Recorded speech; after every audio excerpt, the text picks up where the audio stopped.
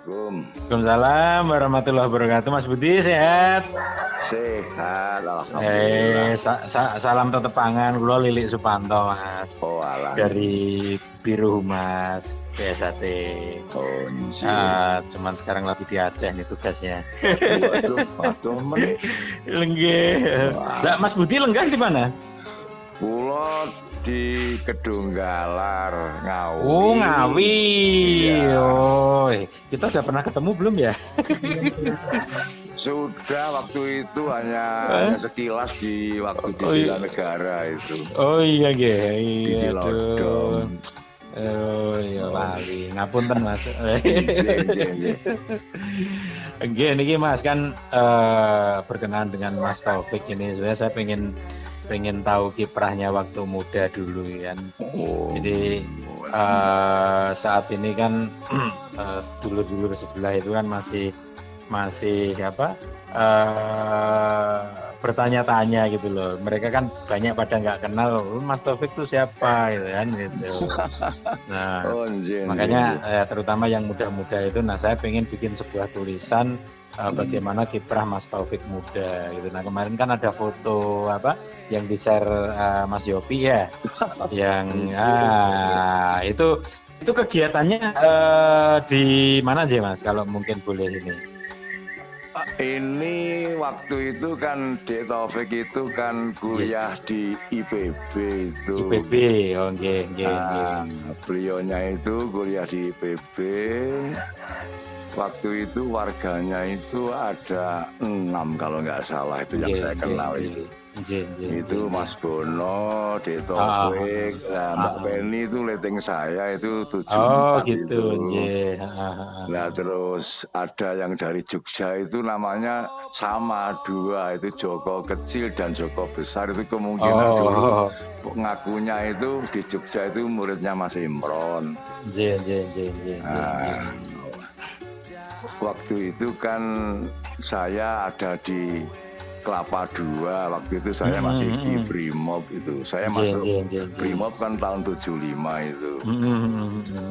Setelah itu leteng-leteng saya 75 itu sebagian besar kan anak 300 Brimob itu kan ada banyaknya yang dari Madiun sekitarnya itu. Ada yang dari Magetan, Maspati dan sekitarnya. Nah terus waktu itu jenengan Mas sudah kenal dengan Pak Padirianto? Pak Mas Padi? Ya itu ketua cabang dari Depok. Yang itu. Depok, nggih. Itu dulu dan Dema itu di Brimob Kelapa 2 itu dulu komandan saya. Ini cerita ya Mas ya. Tapi ini ya cerita yang lugu, tidak bisa saya tambahi, tidak bisa saya kurangi ya. Adanya emang begitu. Nah suatu saat itu angkatan saya itu ada yang di sel. Namanya Purnomo itu dari Magetan itu. Nah saat itu Pak Pati menjabat jadi Dandenma. Pangkatnya kalau tidak salah waktu itu Sersan Mayor Pak Pati. Nah terus urusannya Pak Pati kan urusan dalam ya. Waktu itu terus dia ngecek yang anak-anak yang di sel itu lah ketemu sama Purnomo angkatan saya itu. Dia waktu itu terlambat nggak pulang cuti tapi terlambat terus di sel berapa hari itu. Terus Pak Pati bahasanya kan ya masih bahasa lugu. Manggilnya ya Le gitu. Le, nyamuk di sel. Terlambat Pak, tidak masuk apel 2 hari. Cali Magetan, lu aku yang Magetan nih, Magetan nanti. Terus cerita panjang lebar, akhirnya bicara masalah Esa. Tengriki nggih wonten leteng kula sing pun warga Sasan 74 itu. Sapa? Budi Keling itu. Oh. Yang B ya, batalion B. Nggih. Lah kok terus malamnya itu biasanya Pak Padi itu kan yang jelas kan senior saya termasuk dan di masa saya kan termasuk hierarkinya kan saya memang harus pasukan harus menghormat secara aturan waktu itu. Lah kok habis maghrib itu ke barak saya lah, barak bujangan itu. Terus bahasanya sudah lain. Saya kan kaget. Siap, dan ada perintah, ada tugas untuk saya. Enggak, saya mau aja ngobrol-ngobrol gitu. Nah setelah itu ngobrol panjang lebar, Pak Wati terus nodong saya dalam arti, kamu pendekar Bun. Pendekar apa Pak? Aku yang ngoten ya.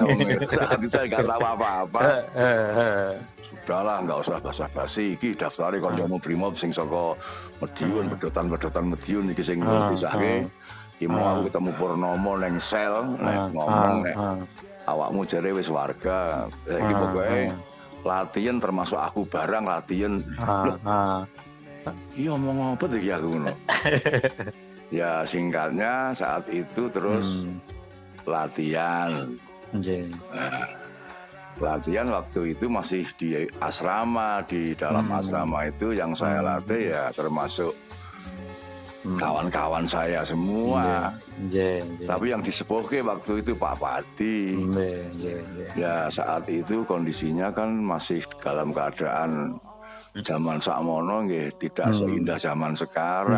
Di batalion saya itu di asrama Kelapa II itu masih diesel loh Mas lampunya itu. Jadi bar maghrib itu nyala, jam 12 malam itu padam. Nah akhirnya singkatnya ada latihan di asrama dengan pakai lampu petroma. Ya sudah, saya melatih dengan apa adanya sesuai ajaran. Terus Pak Padi ya mengikuti. Jadi kalau waktu dinas saya hormat, tapi kalau malam latihan beliau saya latih. Kadang-kadang petroma itu kena angin sampai spuyernya itu ambrol, ya Pak Padi bingung golek. Itu ngompol lampu barang ngoten niku latihannya itulah keindahannya dan itu. Akhirnya waktu itu delalah kok ada Porkap pertama di Bogor itu. Tahun pinten Mas ini Gus? Itu sekitar tahun 76 Mas. 76 ya? Ya 76 itu terus terus ada Porkap di Bogor. Nah dari Kelapa II itu termasuk Kecamatan Cimanggis Mas waktu itu. Lah waktu itu asrama saya itu kan termasuk kelurahannya Palsi Gunung Selatan. Makanya waktu itu kalau dari Cililitan turun Pal itu ya masuk Kelapa II itu. Nah setelah itu delalah waktu itu lurahnya itu juga letingnya Pak Padi ditunjuk sebagai kepala desa di situ, namanya Pak Cip itu. Itu dari Malang itu. Nah setelah rapat KONI mau ada pertandingan Porkap itu, termasuk pencak silat kan dipertandingkan. Nah di Cimanggis itu tidak ada yang mendaftar karena waktu itu kan tidak ada silat yang bisa diandalkan atau gimana. Akhirnya tahu kalau Pak Cip itu di asrama aja latihan, terus Pak Padi dipanggil. Iki piye nek awakmu sak bolomu Mediunan kuwi nek wani tarung didu ae ning Bogor iki nek Porkap iki Cimanggis kecamatan untuk pencaknya kosong. Nah terus Pak Padi waktu latihan ngomong dengan saya, lah sudah bahasanya sudah lain, manggilnya saya sudah masuk saya pelatih. Ya guyon, Mas, ini ada pertandingan di Porkap Bogor, Porkap pertama ini di Cimanggis untuk pencak silatnya kosong, paling ngisi orang. Wah ini dek paling ngisi rawani loh, belum ngoten. Akhirnya ya terus secara acak waktu itu terus mengikuti pertandingan itu. Nah pertandingan itu saya ikuti, ya terus saya isi kelas A, kelas B, kelas C, kelas D. Saya waktu itu ikut kelas D, termasuk Purnomo itu kelas E Putra. Terus ada juga yang polisi umum yang ada di asrama juga, namanya Mas Roso dari Magetan itu, angkatan 75 ya ikut. Karena agak gemuk panggilannya kan Mas Roso Gentong itu ikut. Beratnya itu waktu itu kelasnya 70-75, kalau enggak kelas F Putra itu ya. Zaman Samono niku. Terus singkatnya tarung di Bogor. Lah waktu itu kan di Bogor didominir oleh pencak-pencak Sunda, Mas, dari Cimandi, Pejajaran, Pancabila, terus pencak-pencak kampung itu. Dan di situ SHT daftar, sudah banyak celotehan yang menggelikan lah, karena kita asing loh. Bahasanya kan bahasa Sunda. Ada pencak baru dari Jawa. Nah, akhirnya singkatnya waktu itu bertanding yang namanya, waktu itu kita masih bujangan semua. Yang saya adu juga kawan-kawan saya dari Brimob, hanya pedotan dari Madiun, ada yang masih hijau pedot, putih pedot, tapi dalam latihan ya saya kembalikan ke tingkat polos lagi. Ya mentalnya mungkin bagus, dan mungkin juga karena juga Brimob. Orang-orang nggak tahu itu kalau itu semuanya Brimob. Saya adu di Bogor, alhamdulillah muncul pertama langsung juara umum, Mas. Alhamdulillah. Nah, waktu di Bogor itu terus menyebar, Mas, akhirnya ya booming lah, meledak. Terus pabrik-pabrik yang di sekitar Kelapa II itu ada Luki Abadi, Luki Keramik, Efredi, termasuk Raja Berana itu. Tahu-tahu datang ke rumah saya semua, Mas, anak-anak Madiun itu daftar ke semua pengen latihan. Kulo bingung. Padahal waktu itu saya sendiri ya, akhirnya saya terima. Terus saya waktu itu latihan anak-anak pabrikan itu, yang saya suruh bantu ya rekan-rekan saya waktu itu. Pak Padi segalanya sudah tingkat hijau, Mas, tapi karena saya sendirian ya kadang-kadang kalau saya dinas yang megang ya rekan-rekan saya itu, saya kasih mandat untuk ngelatih. Nah, terus Porkap kedua, Mas, bertanding lagi. Waktu itu muncul itu Dek Taufik, Dek Bono, termasuk mahasiswa-mahasiswa itu. Pas Dek Bono itu juga dari Ngawi. Terus waktu itu memperkenalkan diri, pas Gayung bersambut. Pas akhirnya ada muncul Dek Taufik, mahasiswa-mahasiswa itu semua akhirnya membantu kita ini dalam melatih untuk membesarkan BSHT itu. Alhamdulillah. Terus 77 bertanding lagi, terus jebur itu akhirnya Dek Bono kelas D Putra, Dek Taufik itu kelas B Putra. Akhirnya juga juara umum lagi, Mas. Akhirnya berlanjut. Akhirnya terus Mas Pati CS itu tahun 79 itu kami sahkan. Tapi waktu itu masih harus ke Madiun. Akhirnya yang membawa ke Madiun itu karena saya juga masih aktif dinas. Akhirnya yang ngurusi ya mahasiswa sama Dek Taufik itu. Akhirnya berlanjut. Terus sampai terjadi seperti ini. Jadi yang jelas untuk Bogor itu dulu juga belum ada cabangnya, Depok juga belum ada cabangnya. Nah sekarang setelah saya pulang kampung ini, saya mendengar kalau ketua cabangnya Bogor adalah Mas Bono. Terus ketua cabangnya Depok adalah Pak Padi Rianto, yang terkenal Haji Abdullah. Itu. Nah itulah Mas kilas. Itu berita yang dari saya, yang jelas Dek Taufik itu secara langsung pelaku juga yang merintis cikal bakalnya untuk berdirinya cabang Bogor ini ya kita ini termasuk Dik Taufik, Mas Bono itu. Jadi alhamdulillah, jadi anak-anak sekarang di Bogor itu yang namanya Mas Keling mana ya nggak tahu, saya udah pulang. Padahal yang Bapak talas masih. Wah ya bukanlah, sampai ya rame-rame lah waktu itu. Ya itu lah masalah, artinya jadi, proses sejarah kan. Iya lah, terus akhirnya Dik Taufik itu lulus dari IPB itu. Titelnya insinyur pertanian, terus akhirnya menjadi staf ahlinya Menteri Koperasi saat itu kan Pak Bustanil Arifin itu. Nah setelah itu sudah akhirnya terus waktu itu ya kalau saya waktu itu kumpul-kumpulnya kalau di Kelapa II itu kan untuk ke Jakarta kan deket Mas. Jadi kalau itu waktu itu ya memang tempat kumpulnya orang-orang desa Kawak yang di Jakarta itu ya di Barata itu.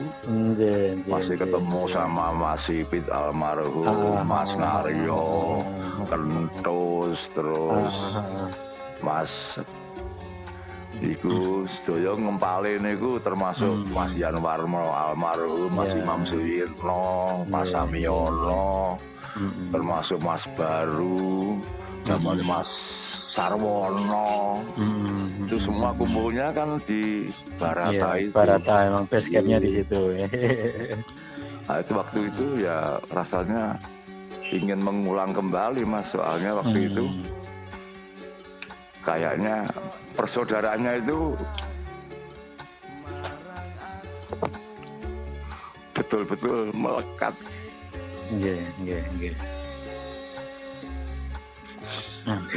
Ya itulah sekilas dari saya, yang jelas waktu itu ya saling Mas, jadi saling mengisi. Saat itu juga pernah saya ditunjuk untuk masuk di Jakarta Utara. Waktu itu saya kelas F Putra perebutan Jakarta Utara itu saya juara 1 untuk prapon itu. Akhirnya untuk itu langsung ke perebutan DKI itu waktu itu juara 5 wilayah itu diadu. Jakarta Utara, Jakarta Selatan, Jakarta Pusat, Timur dan Jakarta Barat. Akhirnya saya jadi Jakarta Utara. Akhirnya perebutan finalnya untuk PON itu saya kalah karo Bambang Anggono dari Nusantara itu. Dari itu Nusantara, ketemunya saya dengan Bambang Anggono itu. Akhirnya yang mewakili DKI ya Mas Bambang Anggono itu. Untuk ke PON-nya itu saya kan juara 2. Saat itu ya memang aturan pertandingan itu belum ini ya, saya kalahnya kan ya kalah 5 kali ya nggak tahu lah waktu itu. Jadi waktu itu memang masih ngumpul semua Mas, sepuh-sepuh dari Jakarta itu. Yang saya ingat yang masih sugeng ya Mas Sakti itu masih sugeng. Yang Mas Yan Warno, Mas Imam Suyitno. Terus di Jakarta Utara itu ada Mas Lindarto termasuk. Wah, dulu itu walaupun toh semuanya dalam kekurangan dalam kehidupan, tapi yang jelas itu kerukunannya Mas. Kok sekarang itu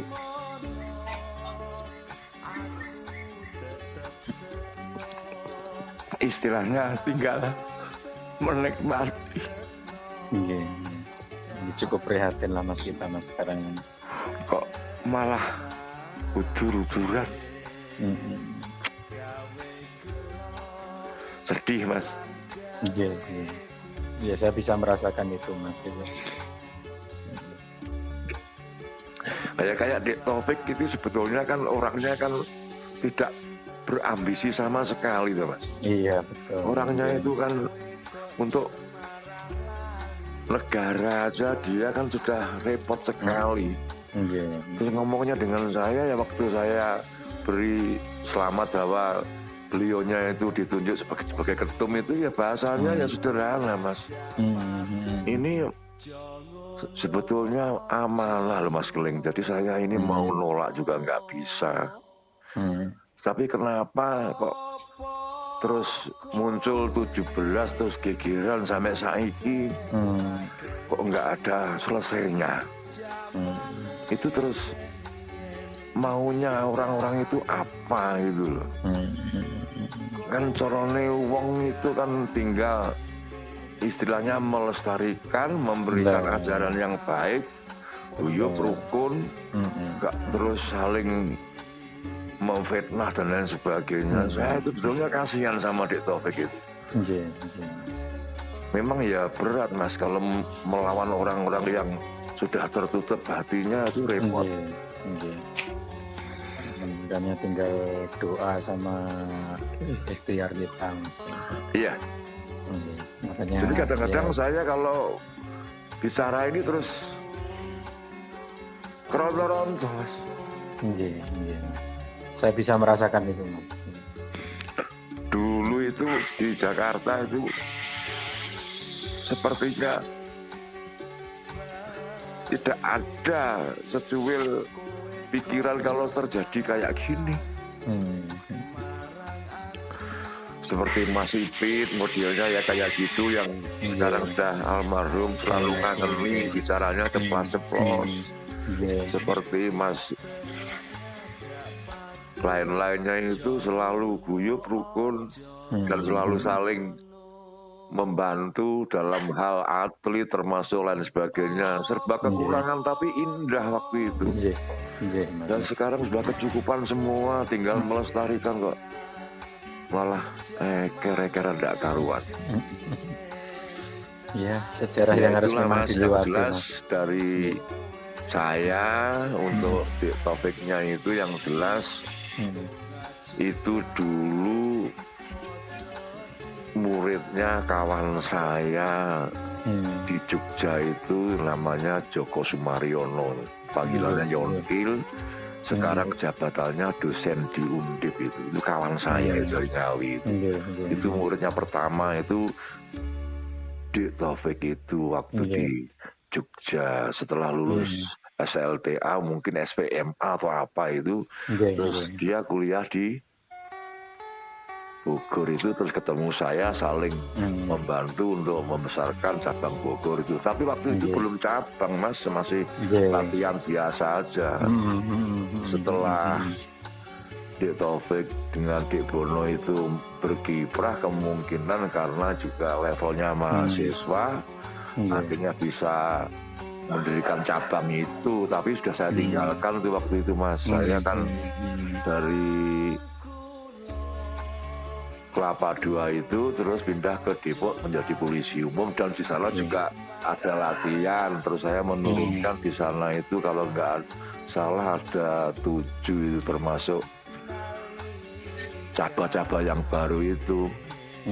Ada satu yang dari Banten namanya Eman Sulaiman itu sekarang jabatannya di Cimanggis itu Kanit Resinto itu mungkin. Itu di sana saya menurunkan ada 6 kalau nggak salah.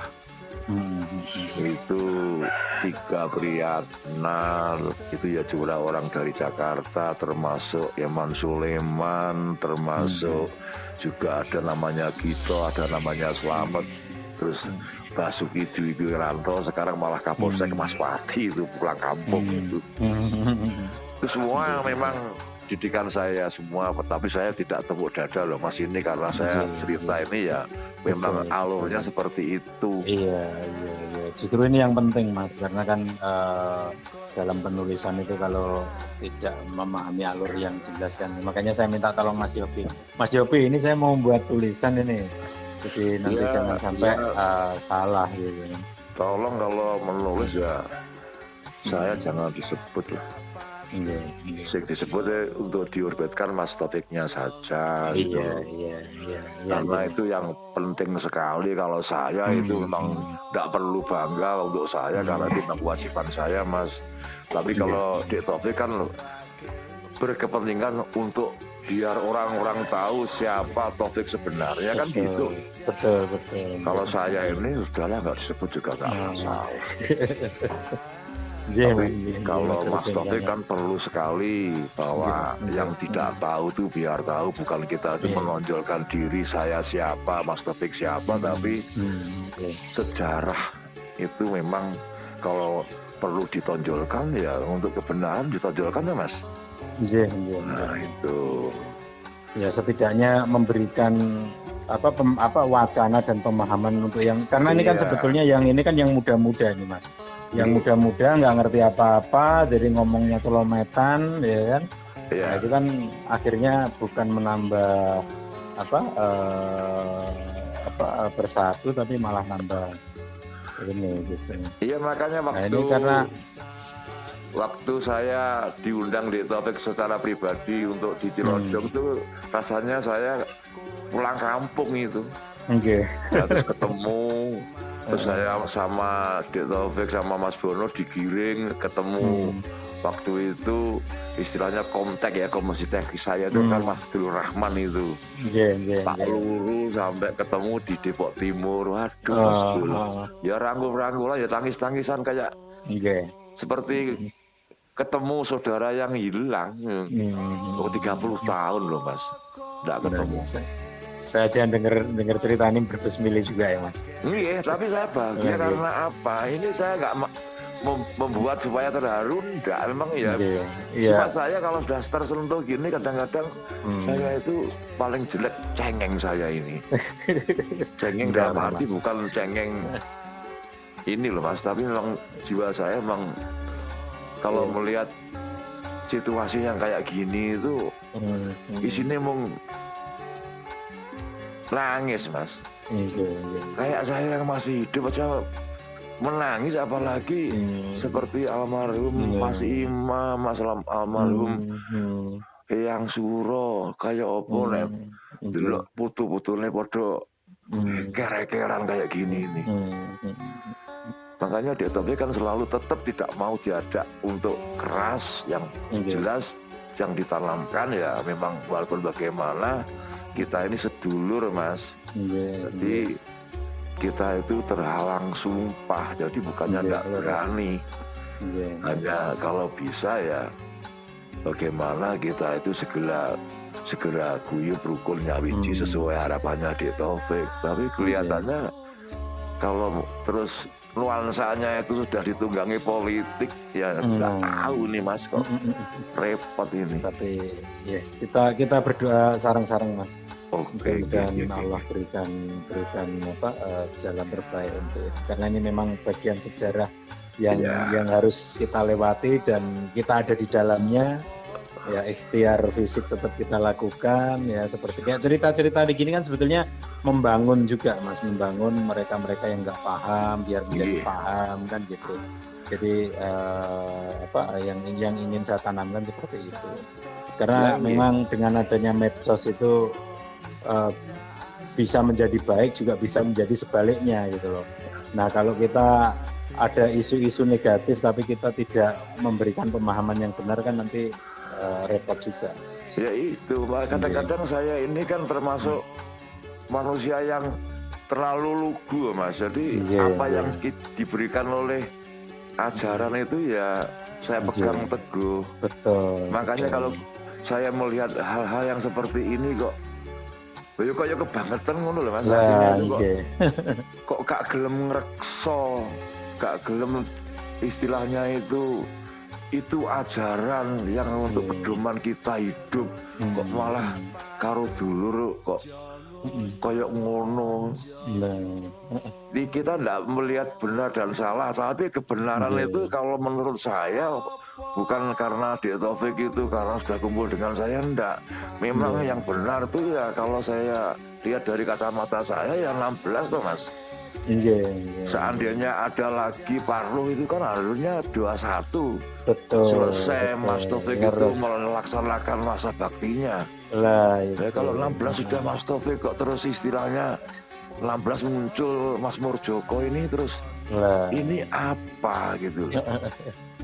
Ya kembali lagi ke faktor kepentingan, Mas. Nah justru itu, makanya dari awal kan sudah benar bahwa Esa Terhati itu tidak bisa dibawa ke ranah politik, itu ya jaganya kayak ini.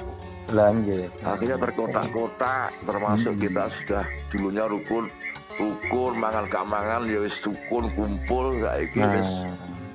Kayak itu balaku, lu kan bahasa apa itu? Ya itulah. Itu wong liya itu dulurku ini loh. Ini bahasa ini sebenarnya kan tidak keluar dari pendekar Esa Terhati. Betul, Mas. Itu sudah bukan ajaran itu. Arep dikaya apa nek wis dikecer itu kan ya tetep dulur sampai mati kan ya dulur, Mas. Leres, Mas. Bahasa itu kok seenaknya bunyi.